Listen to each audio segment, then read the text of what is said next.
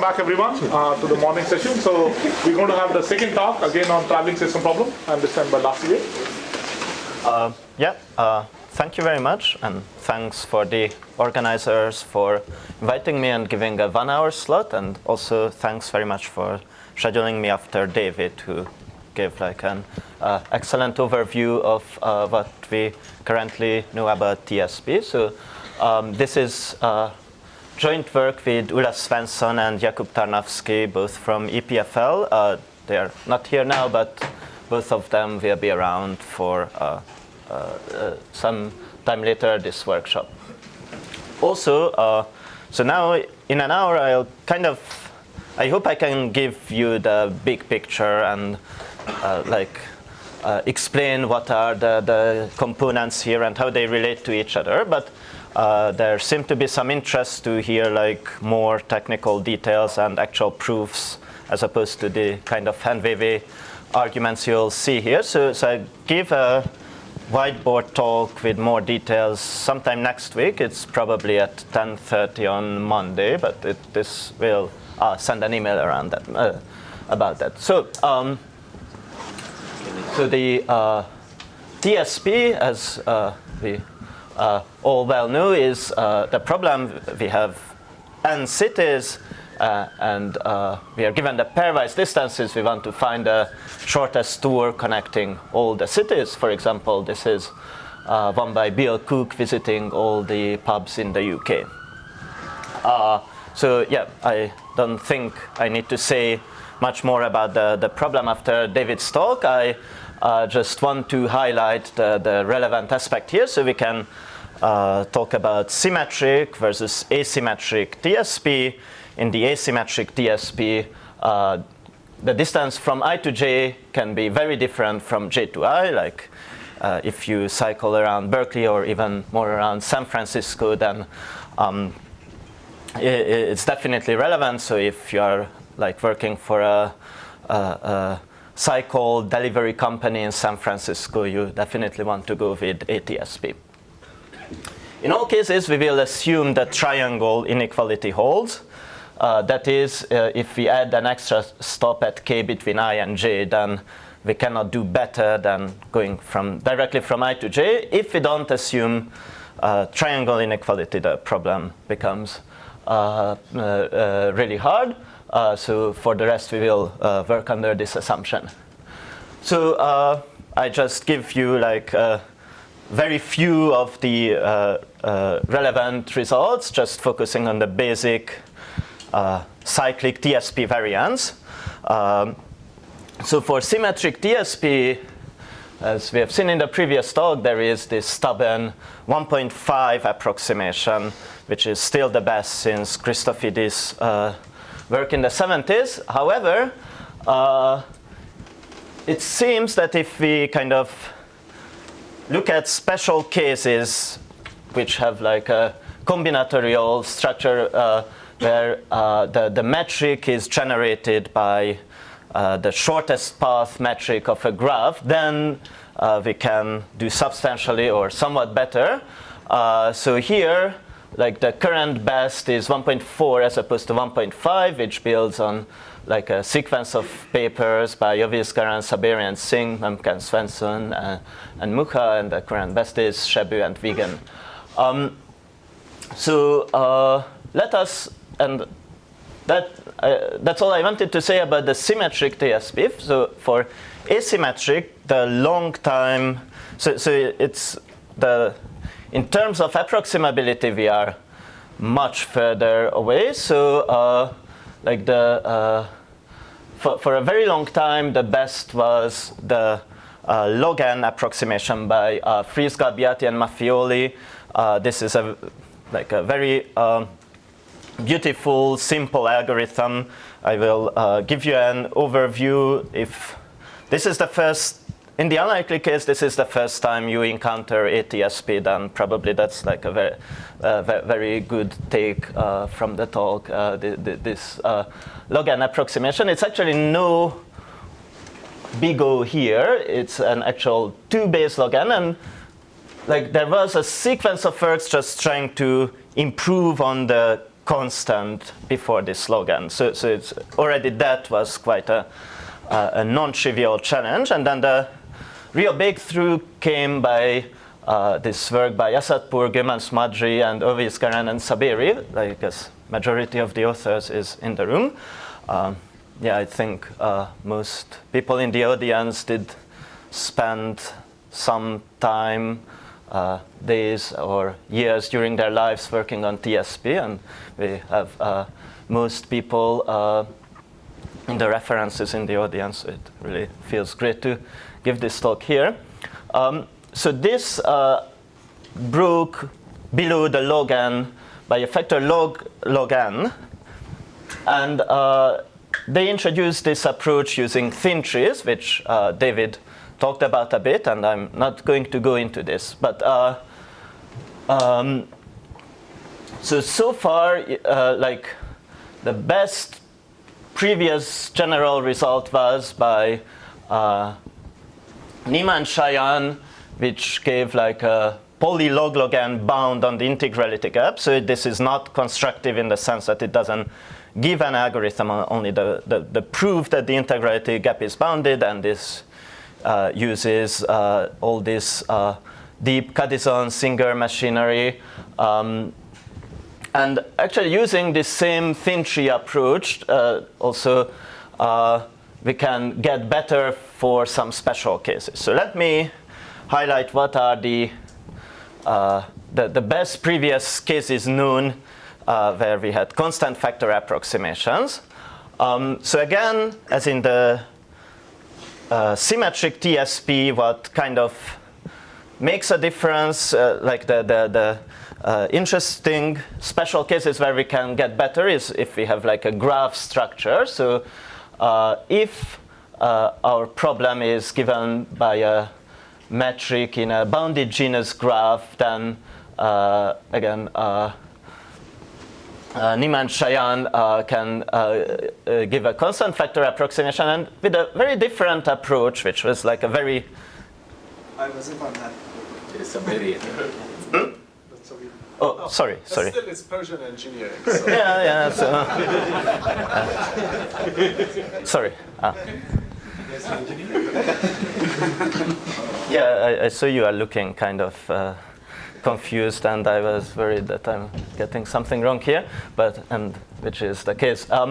So Ulla had this previous paper, which was on node-weighted ATSP, which is like the simplest case would be just a directed graph shortest path metric. It's slightly more general than that. I'll come to more detail on this problem. And so this is like a very combinatorial approach. It doesn't use thin trees. So it develops a general machinery which seemed to have the potential to work beyond this case of node-weighted graphs, but it was kind of non-trivial to make it work. In fact, we had a previous paper, the three of us, where we could push this approach for 2 different edge weights. Now, that's quite a complicated paper. The good news is that the general thing is actually kind of simpler than just this 2 edge weight. I'll try to highlight why. What's the reason for that? So now we are going to continue on these lines and using this approach from Ulla's 2015 paper. We are going to give a constant factor approximation for general ATSP, and then the approximation ratio, actually in all the papers mentioned, is with respect to the Held-Karp relaxation. So I'm not going to tell you the constant right now. I guess it's already leaked and is, yeah, so that will only come at the end of the talk if you make it until then. So let me now specify the exact formulation of ATSP we are working with. So this is like kind of equivalent to the general metric ATSP, but has like an underlying graph in the formulation. So we are given a directed graph with non-negative edge weights, and we want to find a minimum weight tour in this graph. So what does that mean? A tour is a closed walk which visits every vertex at least once. So like if you are like kind of very conservative about the problem definition, you could require to visit every vertex exactly one. If you think of metric ATSP, then you could like shortcut this tour and get that kind of form, but this is like more convenient for us to work with. So an equivalent way of looking at this, it is that we have a multi-subset of edges. We can use the same edge multiple times, which is at the same time Eulerian, which means that the in degree of every vertex is equal to its out degree, and that it is connected. Once you have an Eulerian and connected set, it's a simple exercise to show that you can always convert it into a tour which visits every node at least once. And then another important concept we'll use is the subtour, which is not exactly what I meant here. So this will be like an Eulerian and connected edge multiset on a subset of the nodes, not on the entire node set. Okay? So let's just solve an actual ATSP instance right here. So these are the weights on the edges, and then we can get away not using this super expensive edge. However, like as you can see, this 5 edge will be used twice. So that's what we mean by an Eulerian multi-set of edges, and this is the optimal solution on this little instance. So let me get to the Held-Karp relaxation.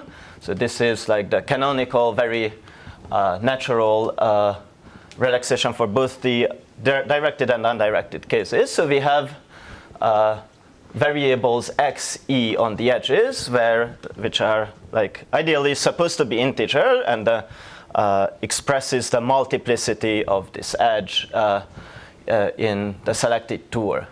So we want to minimize the cost of x subject to 2 sets of constraints. So the first is that we want an Eulerian set of edges, like so this means that the summing up the x values on all incoming edges to V should equal the sum of the x values on all outgoing edges from V. And the second constraint is the subtour elimination constraint. So we use it in a somewhat non-standard but equivalent variant. So although this is directed TSP, we look at the undirected degree of a set, so which is the total, the set of incoming and outgoing edges together, and we want the total x value on them to be at least 2. Now, assuming the Eulerian constraints, you can see that for every set, the total of incoming flow is the same as the total outgoing flow. So this really means that both the incoming and the outgoing should be at least 1. So, however, like it will be more convenient for our arguments to work with like a constraint of a symmetric form. And we also want non-negativity. Right. We know that this can be solved in polynomial time, which is not immediate because we have an exponential number of constraints for every subset of vertices. We require that some flow should be going in and out. In fact, the best lower bound on the integrality gap is, again, by people present in the audience. Well, our constant is still long way from here, so there is still much scope for improvement. So just, I think it's kind of a helpful visualization of what's going on in this Held-Karp relaxation. We have 3 things really which we would expect from an ATSP solution. It should be Eulerian, it should be connected, and it should be integral. Now, if you pick any 2 from these 3, you're in business. So all 3 together would be ATSP. integral and connected that we can like solve optimally. That's the spanning tree. Integral and Eulerian, that's cycle cover, which I'll get to on the next few slides. And Eulerian and connected is but relaxing integrality is the Heldkarp relaxation. So the kind of the like high level first question in any ATSP algorithm is that we want to have these three things all together. We want to start with 2 and relax the third, like what shall we choose? So like the Christofides approach, which is like on a high level followed by thin trees, is to focus on connectivity and relax the Eulerian constraints, start with a spanning tree and kind of try to fix the Eulerian property. And then the question is, how do you select your spanning tree? So in the approach we use, however, it's a more like the following the original Frieze Galbiati Maffioli approach, when we relax connectivity and go with cycle covers. We try to build a TSP tour by like sewing cycle covers together. So let me start with this Frieze Galbiati Maffioli, very simple and beautiful algorithm. So first we want to find a minimum weight cycle cover. So what is that? We want to find a set of edges which is Eulerian and covers every vertex at least one. In the Heldkarp relaxation, we remove the subtour constraints, which means that our solution may end up not being connected. However, since this gives you like a minimum cost circulation problem, we have always an integral optimal solution. In fact, the Heldkarp solution gives us a fractional solution, so we know that the integral solution cannot be worse than the cost of the Heldkarp optimum. And then what we do, we find our first solution. If it's connected, we are really happy. If it's not, then we sort of collapse each of the components we obtain. And thereby, since every cycle will contain at least 2 vertices, even in the most pessimistic case, we halve the number of components in the graph, and then we keep iterating this. We always halve the number of components, so that's why we get log 2n rounds. In each round, the corresponding like circulation problem has cost at most the optimum, so that's why we get the log n factor. And this log n is kind of very difficult to get beyond. So that's what kind of Ula's approach was originally, is to, instead of looking at this natural, simple cycle cover problem, which would just make sure that every vertex is connected, he looks at like a somewhat more subtle sub-problem and reduces general ATSP to the solution of this problem. So this problem is called local connectivity ATSP. So I'll tell you a bit later what this exactly is and what this light thing here means. But basically, if one has an so-called alpha light algorithm for local connectivity ATSP, then there is some black box machinery which gives us a 9 alpha approximation for general ATSP. Now this is not limited to any specific structure. Whenever you are able to implement this local connectivity ATSP with a constant lightness on your class of instances, then you get a constant factor approximation for ATSP.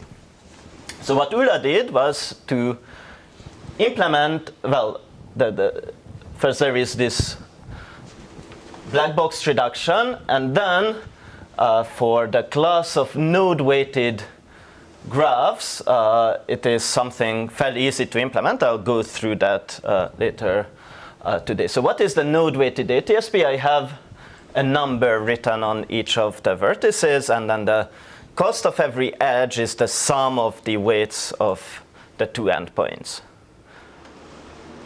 I'm Symmetric. Yes, so this is the question I was expecting because, so in Ulla's original paper, it's actually just age of V. And what is kind of strange in this form is that it is indeed symmetric, but note that the graph is not complete. So if we have between two vertices going arcs in both ways, they'll do have the same cost. But the more interesting case is that we only have like asymmetric pairs of vertices. And so another like quick exercise is that if like this model, putting the weights of both endpoints is equivalent to putting weights only on either the starting point or on the endpoint, because if you look at an Eulerian set of edges, then these things will kind of all aggregate to the same. So that's like a little exercise you can think about. So anyway, so this is, I wrote it in this form because it's kind of closer to the variant we will look at later. All right, so any questions so far? So then I have the roadmap of the 27 there is 9 times 3? 27 is 9 times 3, so it's a 3 light algorithm. That's actually, so I'll show it with 2, although it will be like for a restricted case, but you will be able to find out how that 3 is obtained. So this is the roadmap. It might look scary, but I kind of first try to tell you what's like the general idea behind this whole thing. So we have like, this is what Svensson gives us. If we have like a class of ATSP instances, then we can reduce it to, if on this class we can find a constant light algorithm for local connectivity ATSP, whatever local connectivity ATSP is, then we are in business. So what kind of we tried for a long time, and that's what we did for the two-weight case, is just to try to engineer this constant light oracle for like a general problem instance. And that's what we managed to do for 2 different edge weights, but even like for 3, that didn't seem like an approach anyone would want to go down. But then, so what's the key here is that we have like a series of reductions to like a special structured ATSP instances. So there is this vertebrate pairs, which will be an ATSP instance plus a subtour we have already bought during the wave, which kind of helps with most of the critical cost component in the connectivity. So what we do, we'll get down to these vertebrate instances where this local connectivity ATSP finally becomes something within reach. Now, what I will focus on the talk today is like the first part, which just sets the stage on what kind of instances are we working with. It is basically LP duality.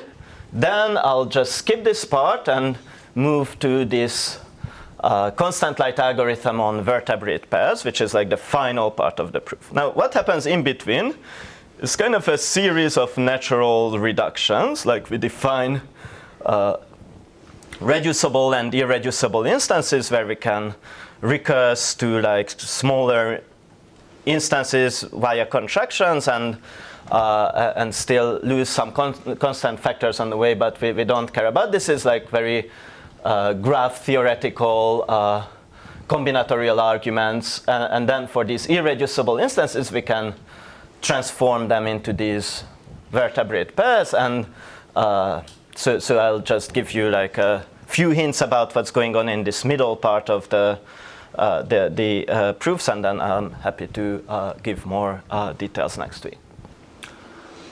Right, so let's get started with just setting the stage. This will be just LP duality. So here is the Held-Karp relaxation, and here is the dual. So what does the dual have? We have a variable alpha corresponding to every vertex, and we have a variable y corresponding to every set. Note that like if you have a vertex, you have the alpha, but it's also present as like a singleton set, so it will also have a y value for the sets, like for the y of the singleton. And then there we have like covering constraints. Here we have packing constraints.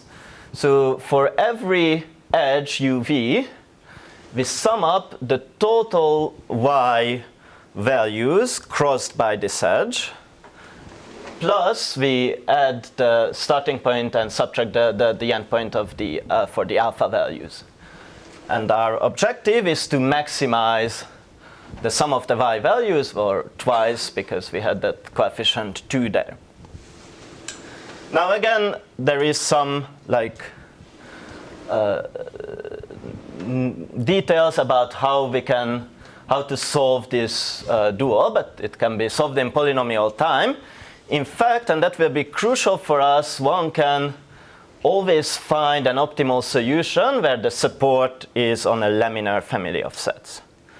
Now, just to prove the existence of a laminar solution, that's kind of very simple. You just do like a standard uncrossing arguments. If you have like two crossing sets in your family and you replace them by the intersection and the union, then like these covering constraints can only get better. Objective won't change, so like you can definitely make progress. Now, if you want to make this efficient, that's kind of a nice problem by itself. How can you like uncross like a family of sets in polynomial time under certain rules? So it's that there have been quite a few papers on these problems, but the one relevant for us is like a 96 paper by Karzanov, which gives us like a polynomial time algorithm to find such an uncrossing. Okay, so we have this relaxation, and this will like motivate the definition of an instance. So when we speak about an ATSP instance, well, like of course, in the first place, we would take a graph and a weight function, and that's what defines our instance. But here we reduce them to this quadruple of 4 things. So I just write it here for reference. An instance has a graph, has a family of sets, has a Held-Karp solution, and has a dual solution. So G is a directed graph. Alpha shouldn't be. Is there no alpha in the? No alpha yet. I'll get there. So L is a laminar family of subsets of V. X is a Held-Karp solution on G, and XE is positive for any edge, and Y is a vector, associates a positive value to every set in L, and we also have that every set with respect to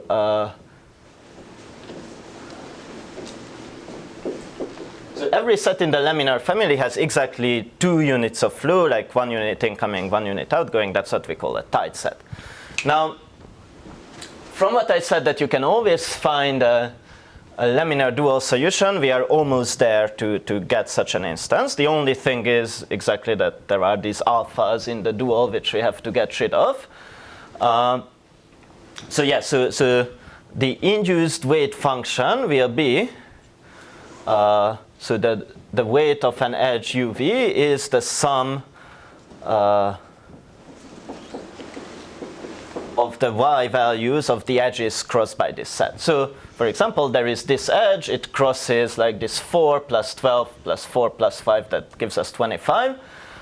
This one crosses sets only on one side, 8 plus 3 plus 12, it's 23.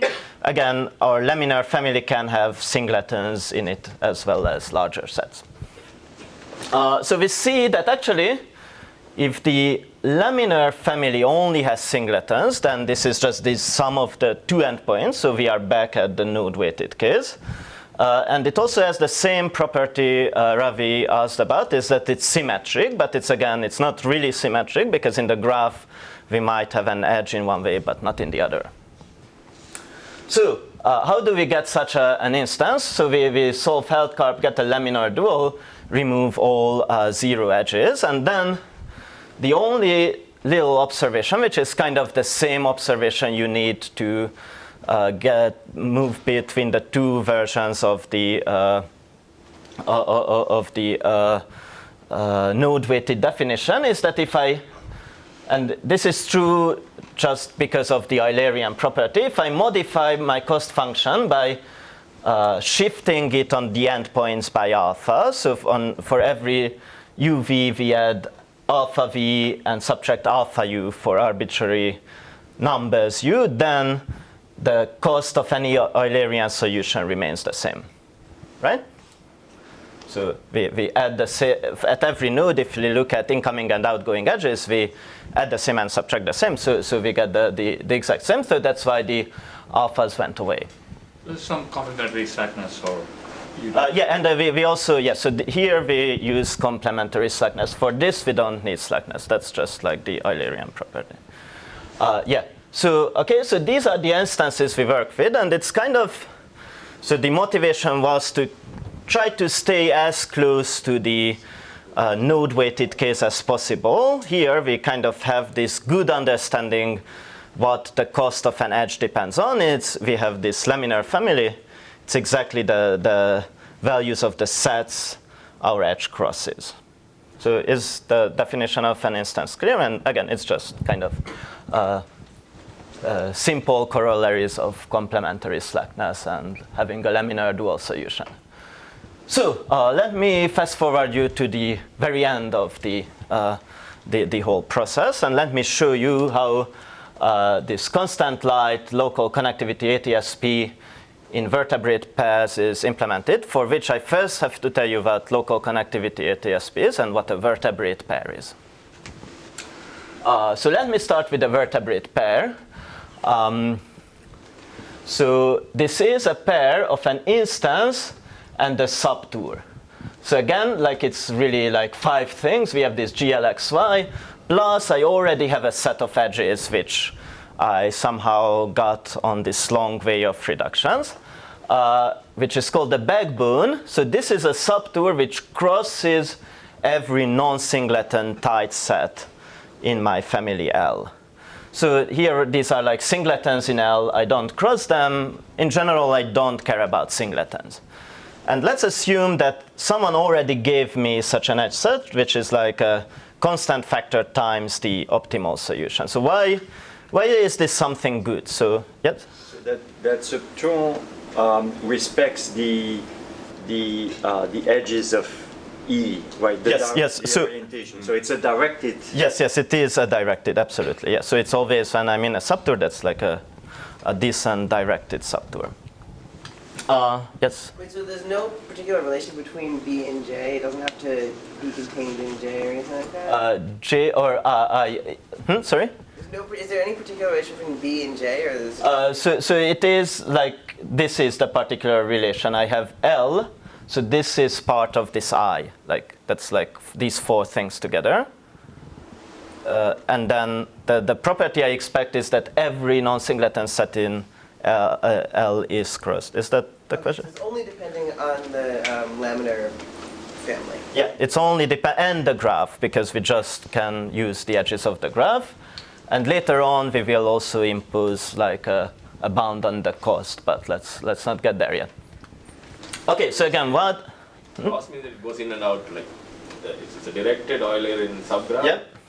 Going in and out. Goes in and out from every set in the laminar family. So what's the kind of the motivation behind looking at these instances? So first of all, that comes out kind of naturally in the reduction steps. That's how we arrived to them in the first place. But kind of like if you have an edge which like sits outside here, or like if it doesn't cross any set in the family, then it's exactly like a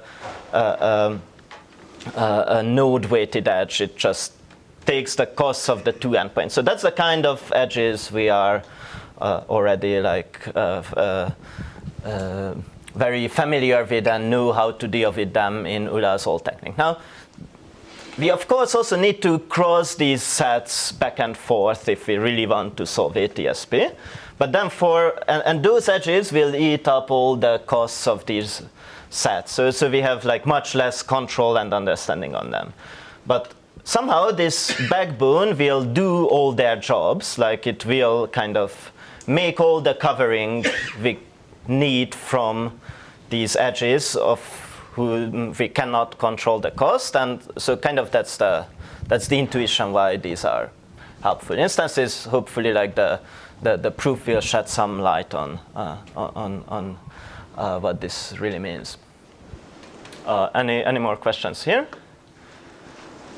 Okay, so that's what we'll do.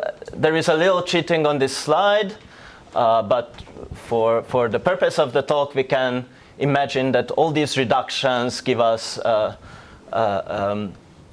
backbone which is in the same ballpark as the optimal solution, and then we'll solve local connectivity ATSP on such instances, and then bam, use Euler's black box reduction. So finally, here is local connectivity ATSP. So to properly define the problem, it's kind of a bit subtle. So we have an instance, we have these induced edge weights, which are the sum of the y values.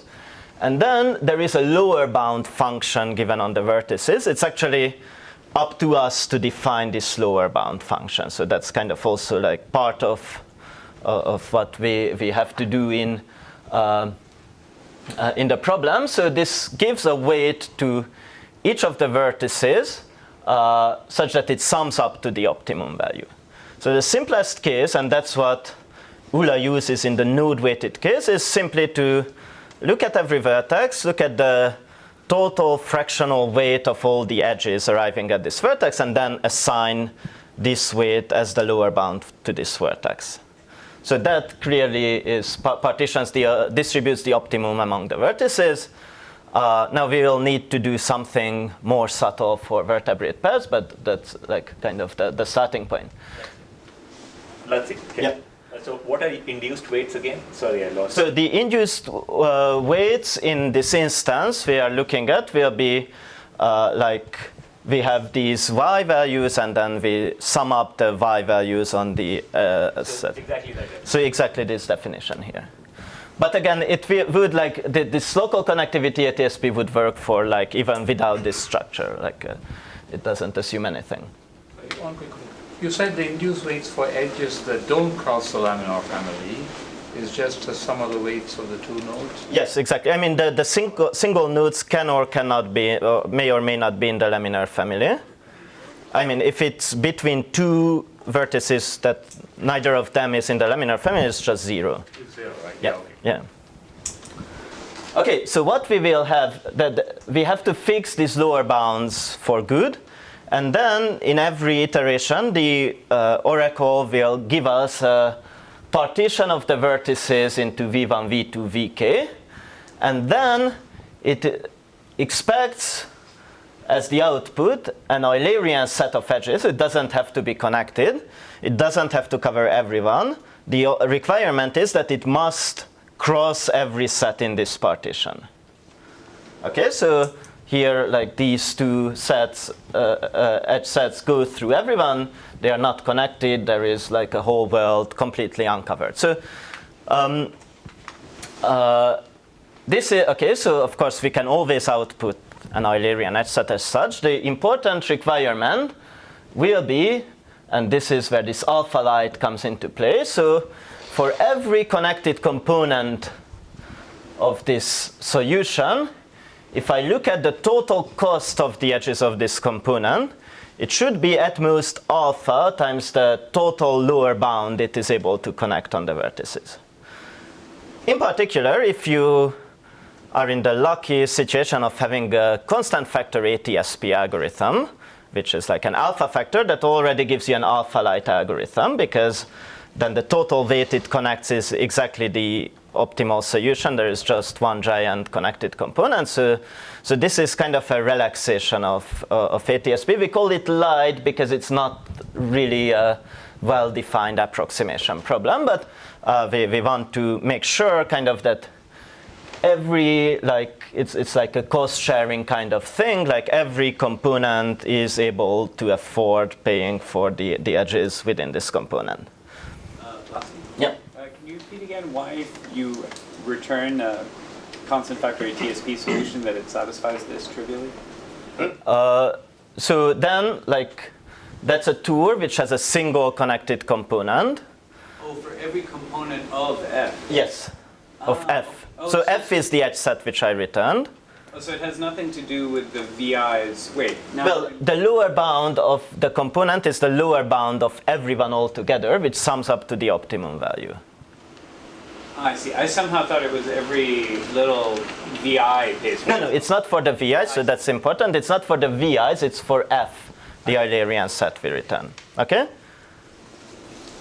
And then, like, I don't even attempt to give you an overview of how, like, Ula's algorithm works in, like, it's a sophisticated way of repeatedly calling this oracle and joining all these Eulerian tours into something which ultimately ends up being connected. But okay, so there is this machinery, so we just have to implement it for, like, these vertebrate instances. So before going that, let's just actually forget about this vertebra, the backbone, and let's assume, like, that we are in, like, the node-weighted case, in fact, in a special case of the node-weighted case, because, like, so if L only contains singletons, then we have that the weight of an edge is the sum of the y values of the endpoints, but we are kind of in an even stronger situation because whenever a singleton has a positive y value, it must have in and out degree exactly 1, which is not required in the node-weighted case. So in the node-weighted case, you could have nodes with more and less than 1 as the in and out degree. So now I'm going to present, like, the node-weighted analysis for the simple case, and since it's, like, even more special because every node with positive weight is tight, it will be like a 2-light algorithm instead of 3-light. So here, kind of the obvious way to define the lower bounds, every node U gets twice its y value. Recall that the optimum value is twice the sum of the y, so these just nicely sum up to the optimum. So let's take a partition of the vertices. I sneakily added here that all of them are strongly connected. Why can we assume that? So if you have, like, an arbitrary partition, and then there is a set which is not strongly connected, I can just look at all its strongly connected components, and then, like, just replace it by the strongly connected components. If you look at any sink or source component among them, then if you cross back and forth that set, then you need to cross the big set as well, right? So that's why we can assume that all of them are strongly connected. And now what we will do is to define a circulation problem, just as in Frieze Galbiati Maffioli, but the difference will be that we don't expect each and every node to have like connectivity 1, but we create some auxiliary nodes corresponding to each of the components, and we impose the capacity bounds for them. So how do we create these auxiliary nodes? So we'll start by modifying both the graph and the solution X. So here is a component of in this partition VI. Let's say now this has like 2 units of flow coming in and going out. It's not tight.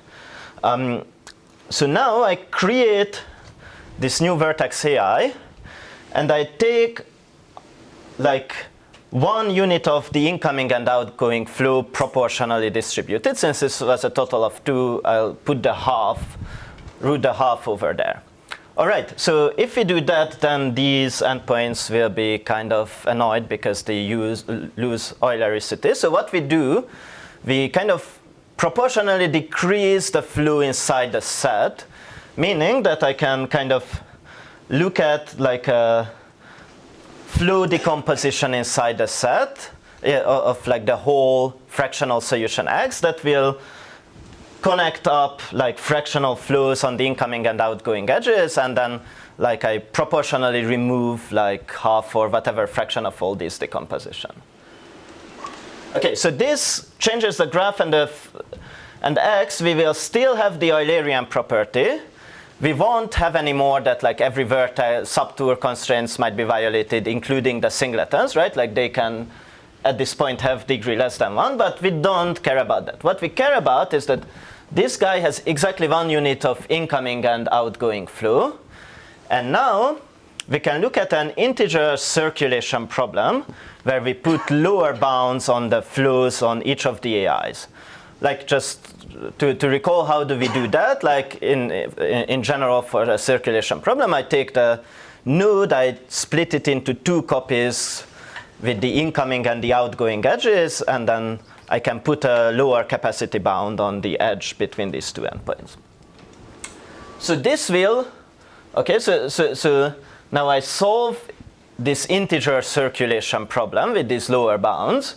I can solve that optimally. It will be a minimum cost solution, and compared to like all the really sophisticated rounding techniques in all other algorithms, it's worth mentioning that in all these algorithm, that's the only kind of rounding we are doing. We take a fractional circulation solution and we round it to an integer solution.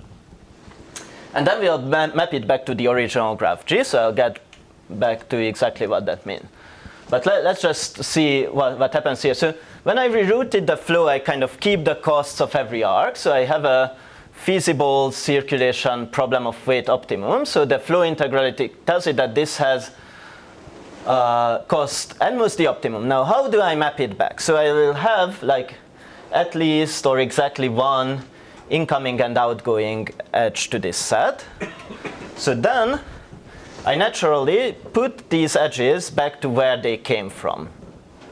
And now I need to make sure that my solution is Eulerian. Luckily, I assume that the set is strongly connected, so I can just add like any path between them. Okay? So this is an arbitrary path. It connects them up. That's why every vertex V with a positive Y value, I can assume that it will have in degree at most 2, because original flow was at most 1. I can still impose that it still has flow at most 1. And then when I map back, I give it another extra unit. So now let's just do this cost analysis of each component. So for each component, I sum up the costs of all edges, which are really the sum of the 2 endpoints. And then, so every node contributes its YU to all incoming and outgoing edges, of which you can have at most 2 for it. So it's at most 4 times this sum of 5's. And then the total lower bound is twice the sum of 5's. So that's why we have a 2-light algorithm here. So why was in degree at most 2? Yes. So I assumed by complementarity, and this is like not true for general node weighted, that if you have a node with positive Y in the flow, it is tight. It has total fractional value exactly 1. So then, like I kind of in the circulation problem, I also can impose without any harm an upper bound 1 on the flows through these vertices. So that's 1, and the second one is this path connecting them up. Okay, so far this is like Ula's analysis for the node weighted case. Nothing new has happened. So let me now show how this extends to the case when we are just 1 notch further. Our laminar family has a single non-trivial set. But what we do here, that's actually kind of indicative of what happens in the general case. So if you understand this, then there is all this scary construction of split flows, which kind of might be intimidating if you see it for the first time, but it really is just formalizing the intuition we have here. So recall what the cost is. Again, for edges not crossing the set, it's just the sum of the 2 endpoints. For edges crossing the set, I need to add in this ys, which is an extra term. So now I define the lower bound the following way. For edges, so recall I have this set B, which was the backbone. Now the only property I care about is that it's an Eulerian edge set which crosses this set. So for every vertex not on the backbone, I just give them their usual dual value. For every vertex on this backbone, I equally distribute the cost of the backbone. Now I wanted the total lower bounds to sum up to the optimum. Now it won't quite sum up, but it will still be a constant factor within the optimum, which is good enough, because the sum of these values is at most the optimum, and we assume that the cost of the backbone is like order of the optimum. So this second term is also an order ordo opt. Okay, so this is how I define my lower bounds. You're saying L has only one single. Yeah, that's one S. Non-singleton component S. Yeah. So the pair is going to be just one pad of length 2, one cycle of length 2. Could be, or I don't know. I mean, I got it as part of my input at this stage. So B, now I focus on how to solve these vertebrate paths, assuming someone very kindly provided me a B which crosses everyone in the laminar family, which in this case is a single set. Yep. One quick question. So in this case, when there's only one non-trivial thing in the laminar family, it's more or less an edge-weighted. It's more or less an edge-weighted, yes. Is there a simple way to see how to find the near optimal Tor, or that's what you're going to do? That's what I'm going to do. So this is kind of the simplest I see. Maybe there is something simpler which would be great. Yeah. So B is connected, right? B is connected, yeah. Any more question? The way you define it, of course, it seems to be like how there would be a problem with recursion. Here we don't recurse, fortunately. So this is just one problem at this stage we solve. There are recursions at other points on the algorithm, but here we don't. Actually, there is a recursion issue which I kind of hid in this assumption, which is not quite true, but we can. That's under control. I promise. So again, what I use from this backbone is it crosses the set. Therefore, there is a vertex on the backbone which is inside the set. Let's fix this point S. And then it's again kind of a simple flow exercise to show the following. So as recall, it's a tight set with respect to the fractional solution. There is exactly one unit coming in. Now I can channel this one unit of flow to go right to S. So it's kind of a simple max flow min cut condition you can verify. So like, what do I mean? There is this flow that I use the fractional values as the capacities, and then I'm under this capacity. And now, what we do, okay, so we will work with this flow. What we actually will do, and it's a bit technical, but the intuition is that if a unit of flow enters through one of these edges, we force it to go all the way to S following this flow we found. So the technical way of doing is to split all the vertices into two copies. One of them is kind of those who are under pressure to go to S, are indebted and have to make sure they reach this destination, and the others are free to go anywhere. And then we can use this flow to construct this splitting, like this will be on the amount of the capacity used in the flow will be on one copy of the edge, and the other amount will be used on the other. So, but anyways, let's ignore that. What I want to say is that we can solve the aforementioned circulation problem where I have my input partition, and I create these auxiliary nodes which are required to have at least one unit of flow. We can add on the extra constraint by further flow machinations, so that whatever enters in the solution through one of these edges, that must reach S. Okay, so how do we construct now the solution? So I take my input partition, and to start with, I throw in this backbone.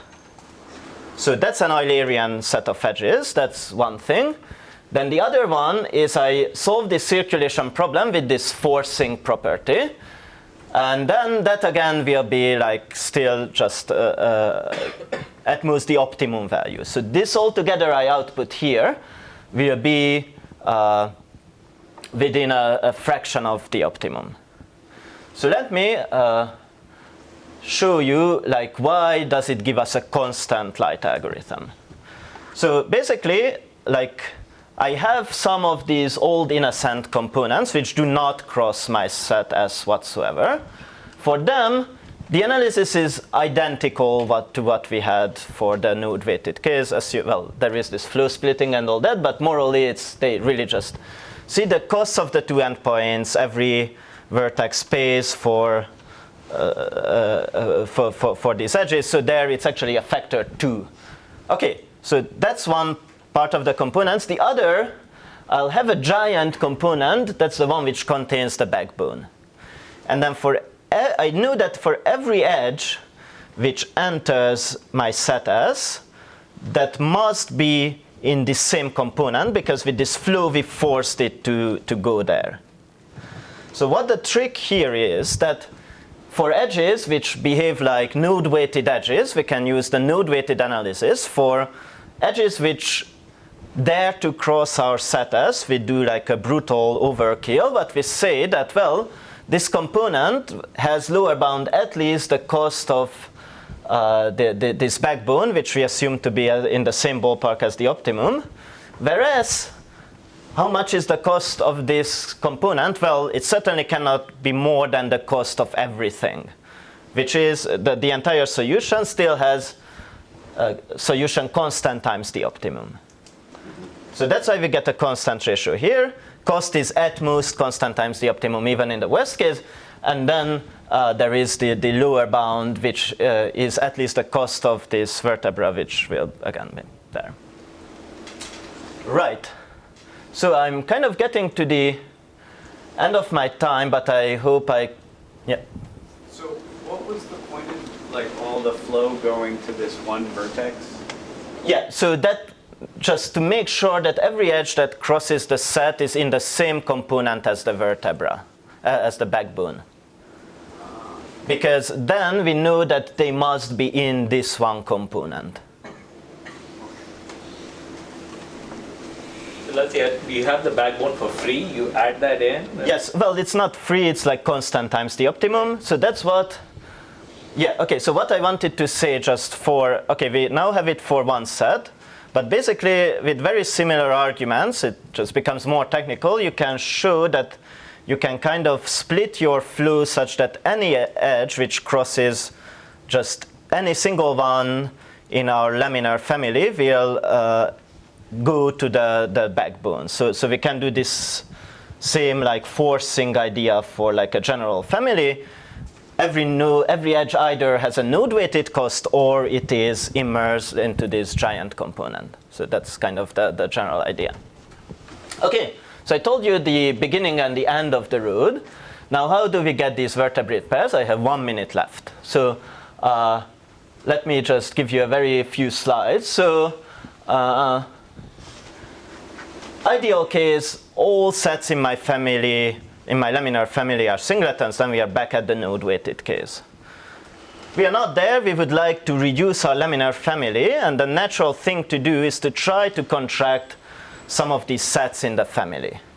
Now what we do, we kind of define a notion of reducibility, which, so let me first start with what's an irreducible set.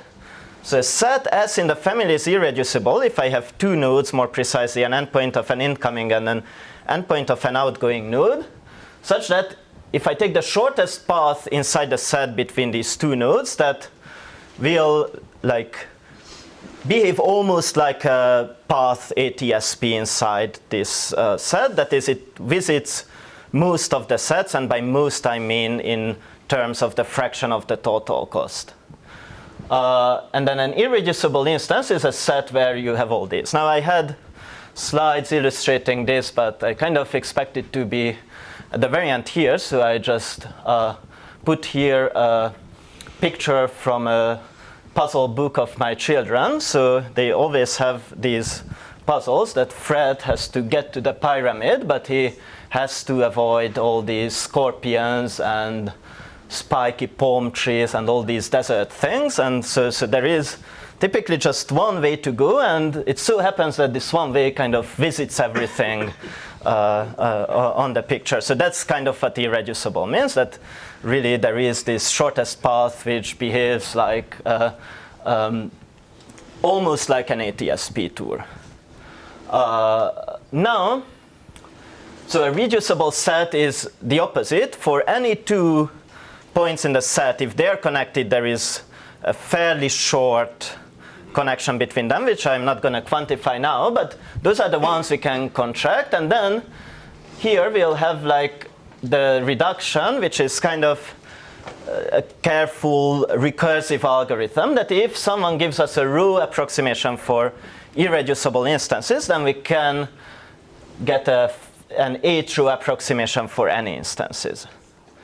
And then just one quick slide on where does this like backbone come from. So again, this is what, recall what a backbone is. I have my laminar family and I want to cross every set in the laminar family. So now I start by contracting all the maximal sets in my laminar family. Very good, that's kind of a node-weighted instance. I can solve this. Now I want to blow it back to the original graph. So I take, so here I have contracted all the sets, and I have my tour visiting everyone, and it's of constant weight. So now I want to blow back this set. So here there is an incoming edge and an outgoing. There are loose endpoints between them. And now I need to contact them. I want to connect them in a pessimistic way. I kind of pretend that they are really this unlucky pair of Fred and the pyramid, who I have to visit almost everyone between them. If it should not be the case, then I from here go to Fred, and from the pyramid I go to the outgoing. So like I can find paths inside which visit, like inside each maximal set in the family, I cross at least 3/4 of the values of these sets, and the value is like the sum of the duals inside this set. If what I have here already crosses everything in the laminar family, then that's our backbone. If it does not, then there are two recursive algorithms in here. Then I can use that for every set in the laminar family which is non-trivial and is not crossed by my set, like all their total weight is at most like 1/4 of the total LP solution. So yeah, I removed some slides where these value things are defined, but this is like the optimal solution. And then I can like do recursion on all these components, and that will make the thing work at the end. Okay, but so yeah, if you want to hear more about these reductions, then I'm very happy to give more details next week, but then these complete finally the whole picture. So there's the constant coming, 5,500, which is, you know, kind of bigger than the logarithm of any number out there in the world, but it's still a constant. So we aim to get like the simplest possible presentation, which is already like quite lengthy. One could squeeze it a bit more, get it down to a few thousands. One could, Ulla claims he can open up his black box, and instead of reducing to just the general reduction, it's a structured thing. And then one could get down to a few hundreds. But, well, like I think like getting below 100 is not really on the cards with this approach we are doing. And well, thin trees are still out there and still waiting to provide another approach. Actually, like that would imply a more robust and more general set of results. For example, bottleneck ATSP, you would be able to solve with thin trees, hopefully. Whereas this approach doesn't seem to go there. And as David kindly reminded us, every decent TSP talk should end with the question, is there better than 3/2 for symmetric TSP? So I quickly added this final question as Deep Sea warned me to, you know, not to have this here. And yeah, finally an at placement. So I'm looking for postdocs and students to a European Research Council grant I'm starting next year, which is like very much in the theme of this workshop for scaling methods for discrete and continuous optimization. So if you are interested or know someone who's interested, then come talk to me, please. Thank you very much.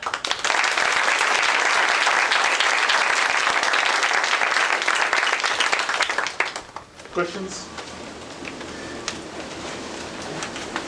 So is a set always reducible or irreducible?